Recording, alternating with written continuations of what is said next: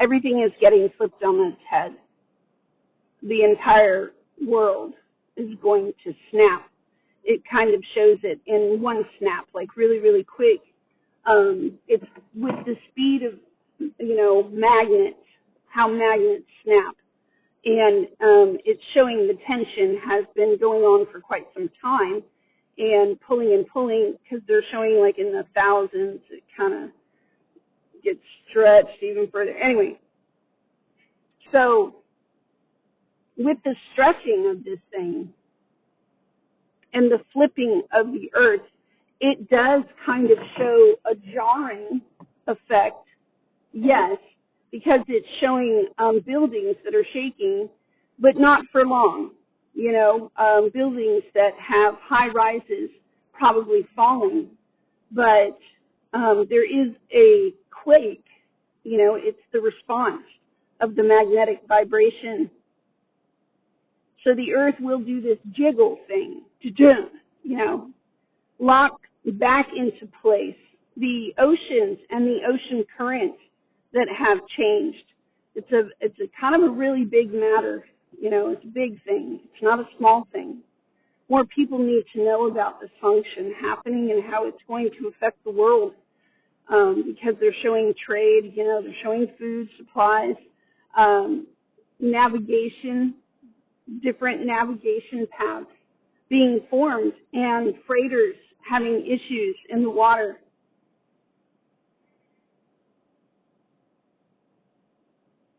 Magnetism. Pluto in Aquarius. The magnetism of Pluto in Aquarius, the power of it. The earth has been screeching for this to happen. It is no joke. It is not funny. People who have homes, families have been broken apart and into pieces. A dysphoria of people who now have to find places to go. Family members, the yearnings, move towards a family, move and make our dream come true, move where we can afford to live, move where the job will take us. These are intense Pluto conversations in Aquarius.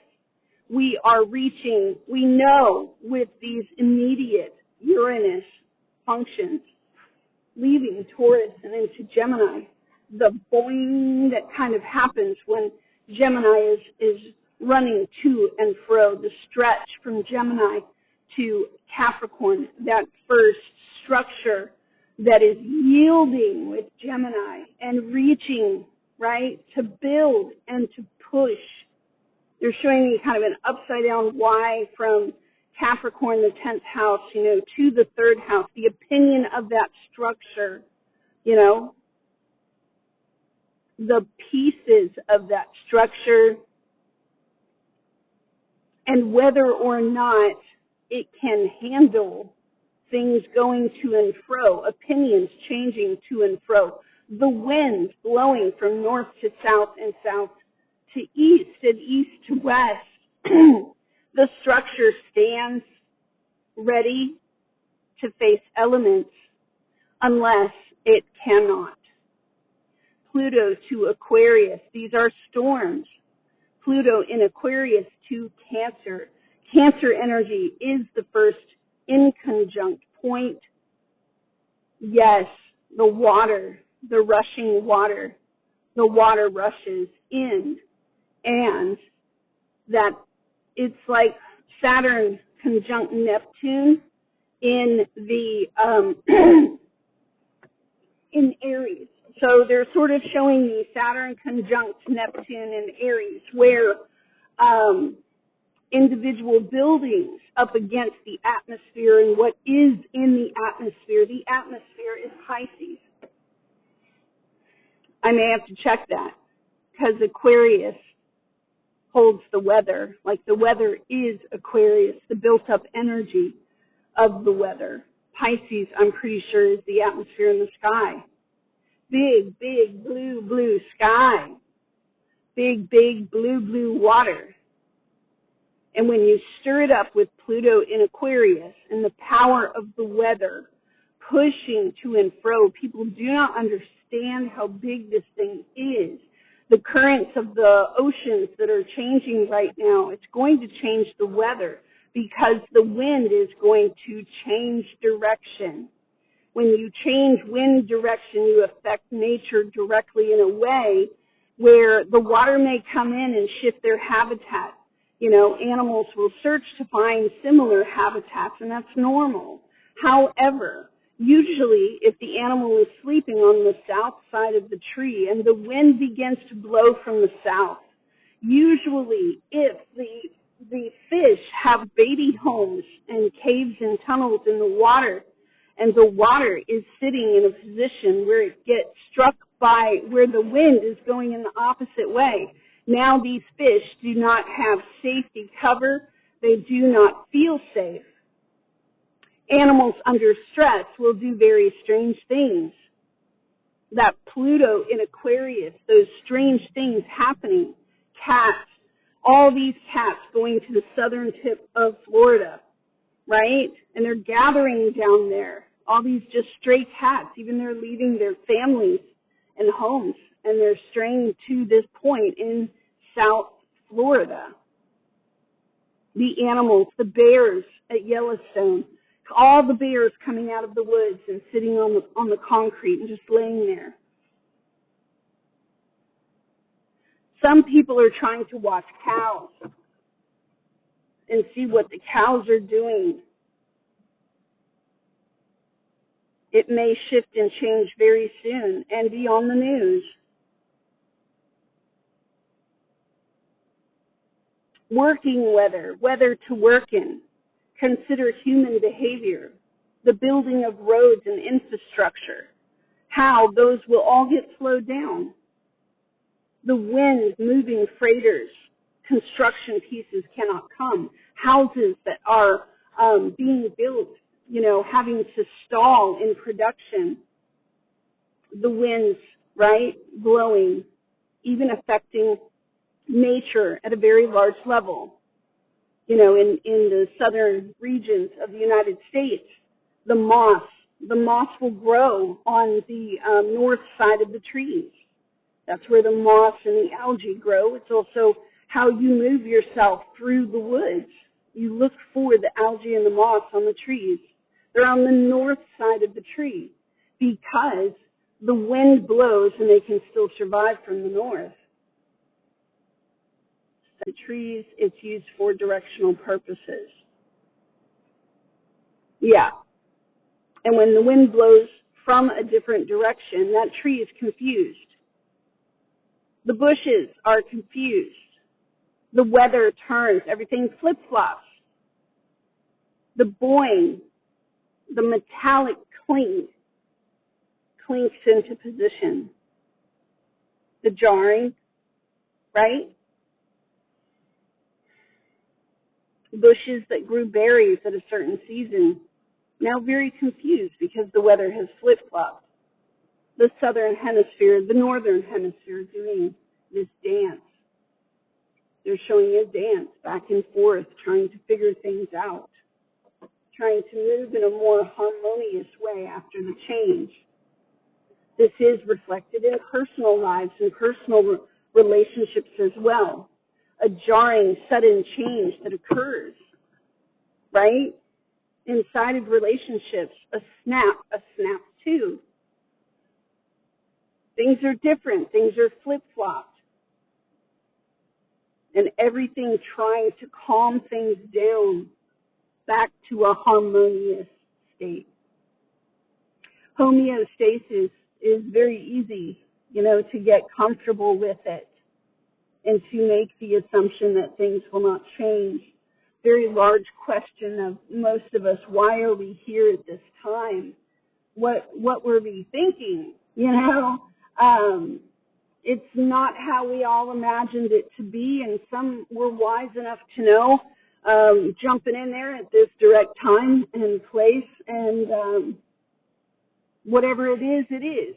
My heart chakra lit up. Whatever it is, it's going to be.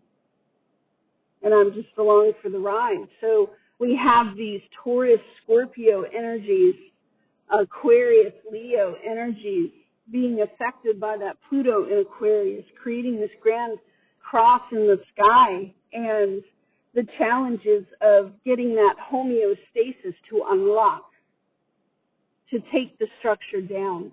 So Saturn and Neptune and Aries, this will affect individual breaths. Individual breaths as change moves through Pluto in Aquarius. Each individual plant, each individual person. I see electricity inside of some humans that get snapped on. If they were in the off position, their brains will go bloop. They may move themselves, directly 1,000 miles south of themselves, where they were before. It may also be a measurement tool for future navigation of where the best places to live are going to be. They keep showing me the equator line, Mediterranean environment, places in Central South America, and looking at the swap, and the change. They're showing Central South America eventually becoming dry like the Mediterranean area. Olives and goats and shit.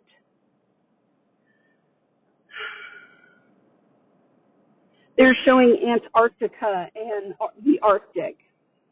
Yes, these ocean currents are going to change the direction of which way the water has been pushing the ice and the icebergs. And so with this current change and the whole thing flippity-flops, it would be pushing water against jagged stones, So water may rise up because it's hitting a different angle on a surface. Water may rise in like less than a breath. They showed me, dang it, where'd it go? In less than a breath, they showed me the entire ocean, and they showed me like Nazi Germany. I don't know. It's washing something away there, putting history at the bottom of the ocean. The bottom of the ocean. So many things coming up, structures being revived. They're finding so many things in our oceans right now. The water currents pushing in the different direction will stir the soil at the bottom of the ocean. And many more of these structures from the past will be showing up in the news and in archaeology finds. People who are hunters, they're treasure hunters, as they go out into the world, may find a new passion for the subject matter they find. They're showing me Peru, the Incan nations from Peru, and the west side of Central America going up into California. It's like a line that goes from Peru all the way up to British Columbia and Canada. For some dang reason, they're showing me that Alaska has a grip, and they don't give a diddly dang. Alaska is not going to move.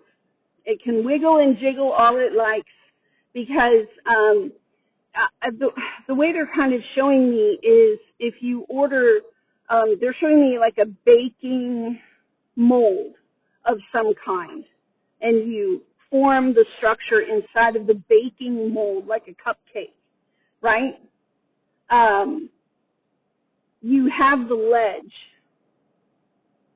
and it's the ledge on the cupcake pan that actually builds the stability for why it stands together. So Alaska is like one of those ledges on a cooking pan. I know that's terrible, but it's the best way that I can put it, because Alaska's in like some funky ass shape afterwards. But dang it all, it ain't gonna let go. There are a few stray islands off of the western coast of Alaska. Those will be shortly taken over by water if there's an airfield or something, because what I'm seeing is people evacuating from an airfield as quickly as they can. It might be a volcano eruption out there on the west side of Alaska. Many people are going to say, why me? Why did I get chosen for this? You know, to some people it's like, awesome, you know, this is great, because they didn't like the way the structures were in the social world anyway. You know, they wanted to make change. They're showing you the Pluto and Sagittarius generation that is in a sextile position to the 11th house, the 9th house to the 11th house. And the Pluto and the Sagittarius generation has been screaming for change. There's this energy of kind of, I don't know, it's coming out of my solar plexus where whoever I'm speaking with on the other side is, I'm not even speaking, like, I know the difference between ancestors and, you know, spirit guides and angels and all sorts of stuff. But when it's the Lord, it takes up my entire torso. My entire torso gets involved when, you know, spirit enters. So it's directly from spirit. People need to know that. And I do have the body feelings that go along with it. They want me to go back to the idea of creating an appetite with Taurus. The Pluto and the Sagittarius generation had this, you know, to some it was a need, to some it was a desire, but the desire function was not small. The Pluto and Sagittarius generation, the desire was Scorpio level. It was obsession. It was a driving need. You know, it's like gobbling up everything on the table because you're starving. You've been in prison your whole life and you haven't gone to McDonald's in 20 years, you know. You get out, you want, dang it all, you know, that Pluto obsession where you have fed something over and over and over again. And it becomes not just habit or addiction, it becomes the driving force. And there you see the 8th house to the 1st house, the driving force of where this person wants to put their power. So Aries will take that breath in right before that first sentence. And we go back to the car where the husband or the spouse is asking that question to his husband or his spouse. And he is saying, 1 to 7, I'm reaching outside of myself, and there is a person that I am choosing, because this person's 7, they're 7 to the 3rd, their opinion will give me Jupiter, the higher knowledge. And there you have a square. There you have Gemini to Sagittarius, right, to the 7th house. No, Gemini, I said that wrong. Gemini to Sag, Virgo to the 12th. Hold on, let me get that message.